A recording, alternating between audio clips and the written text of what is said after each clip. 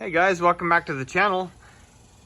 Today we have our 2000 Nissan Xterra. It's a 4x4, it's a 5-speed. And what we're gonna do is install some fog lights on the front. I had some of these fog lights. I had the Piaa, I think they're 520 series, yellow ion. And so I had them on my other car, and my other car died. So I have all these wires and I have the fog lights. However, the Nissan Xterra comes pre-wired with fog lights. So what I'm going to do today is show you how to solder or adapt these to work with your Nissan when we come back.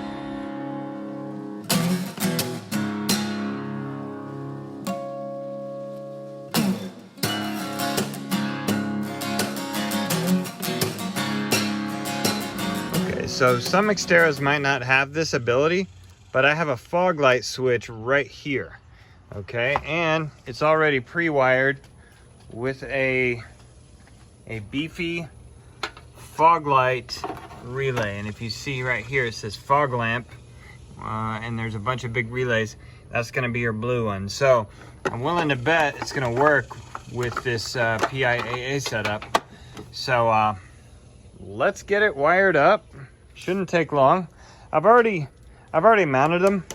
Okay, I've mounted them and secured them in the back. This bumper Rockworks, or SH Rockworks. It is pre-drilled for these lights. So what I'm going to do is show you how to either solder them together or plug and play.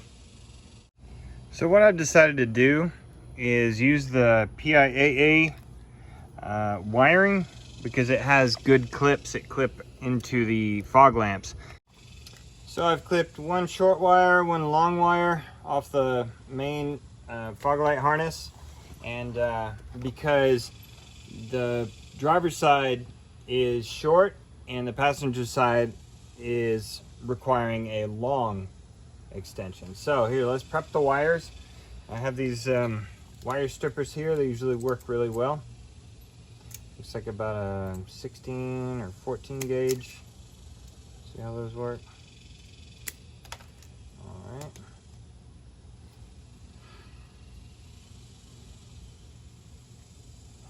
What we'll do is we'll use these wires to check to see if they will overheat the main wires.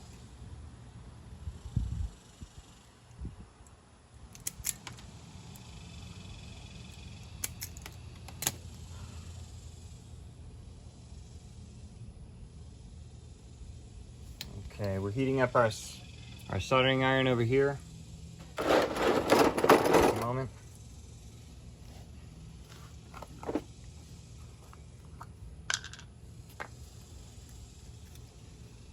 Okay, a little bit of flux. I'm going to put flux on both of these wires. Just the metal part.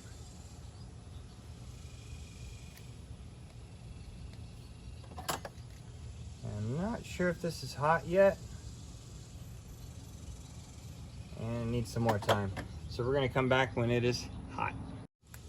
Okay, so the solder's nice and hot now. Let's go ahead and get soldering. It's kind of tricky to do by yourself, but what I can do is I can set the solder here and heat up. Can you see that? Barely. But I can heat up the wire and the flux and heat some of the solder and let it draw itself in. Like so. All right, so it does that. Oh, I'm sorry. There you go. So let's get the other side.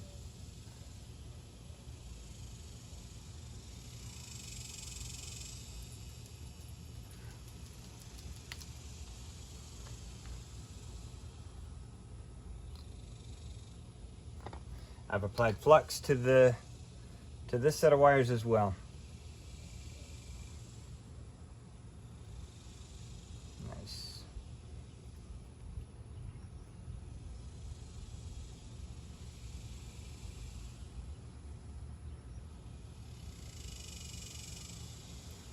Okay, now to check to see if they work right.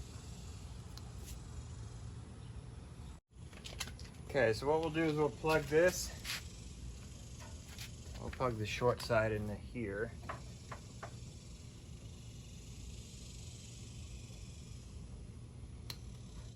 And pulling, and the wires come right out. Okay, so if you look, we have some corrosion going on here. So they've been in there a while. So basically what I'm gonna do is I'm gonna shove the wire in there as much as I can just to see if I have good good power going to it, okay? Okay, so as you can see, I've matched up black on black and white on colors.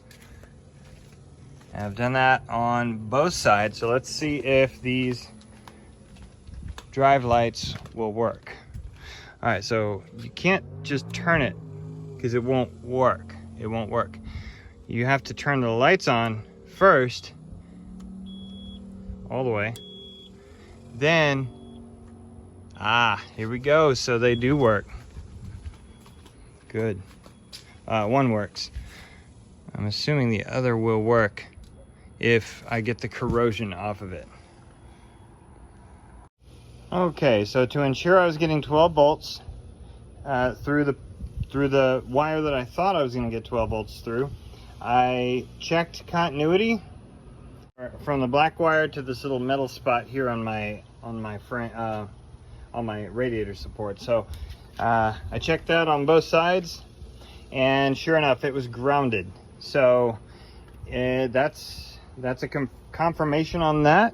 So also, I checked to see if I had 12 volts, so I swapped it back to 12 volts, or to the voltage reading, and I checked to see if I had 12 volts coming in, and I did with the colored wire.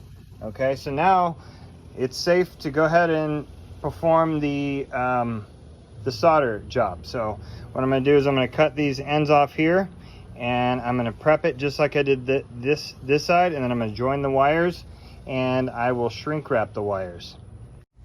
So as you can see, I've prepped the wires. I've wrapped them around the original wires that I cut earlier. I've pulled back the sheath, and I've installed some heat shrink right here. So what I'll do is I will solder this, solder that, and then I'll bring the heat shrink over, and then I'll shrink it. Now I have soldered each wire, and it's a little messy. So what I'm going to do is I'm going to use a pair of pliers to crimp that to where my shrink wrap will go over it. Okay, I installed shrink wrap on there. Now to put the sheath back over, and that's going to protect it even better, and it looks good. So I'll tuck that behind here, and we'll zip tie that later, but I'm going to do the same thing to the other side. And let's see if it works. Oh yeah, they look good. Okay, so it remains to be seen if the electrical system can handle this extra light, but I'm certain it will. There's a beefy relay over there, and secure wiring that goes to the switch. So I think we're gonna be good with that. So if you guys like this kind of content, please consider subscribing. And I thank you for joining us on my channel called I Just Fix It Myself. See you next time.